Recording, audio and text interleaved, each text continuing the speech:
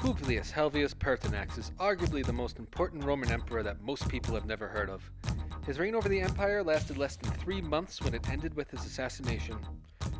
The Pax Romana brought 200 years of peace and prosperity to the empire. That period ended with the death of Emperor Marcus Aurelius in 180 AD when his son Commodus assumed the throne. Starting with the reign of Augustus, Roman emperors chose their heirs from the most capable men in society. Once an heir was decided, the emperor would adopt him as a son. Commodus was the first heir to be the biological son of the ruling emperor. It's unclear if Marcus really believed that his son was the best candidate for the job, but history would prove that he certainly wasn't. The 13 years of Commodus' rule was marked with corruption and tyranny that ended with his murder. Pertinax was the son of a slave who made a name for himself through an honorable military career. He then transitioned from the legions to the government, where he served in various positions.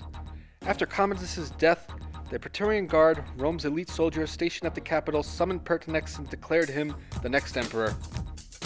The Praetorian Guard enjoyed immense power in ancient Rome, which only increased during Commodus' reign. They thought Pertinax was going to be an easy yes man that they could manipulate and control, but they were wrong. Pertinax remembered the just rule of Marcus Aurelius, and he wanted to erase the corruption and decay that blossomed under Commodus to restore the purity of the empire. Unfortunately, the Praetorian Guard benefited materially under the rule of Commodus. They had no desire to give up their special privileges. But Pertinax was 67 years old, and he knew his rule would be brief due to old age. So he kept advocating for drastic reforms now to end the corruption.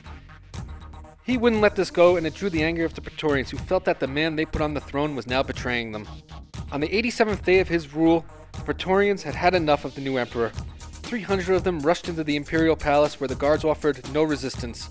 They quickly found Pertinax and murdered him. Pertinax's death triggered what would become known as the Year of the Five Emperors. Those events would lead to the crisis of the 3rd century, where emperors were constantly usurped and the empire became in danger of collapsing. Pertinax demanded immediate reforms that many considered drastic and radical. This directly threatened the Praetorian Guards because they felt they were going to lose a lot had he gotten his way.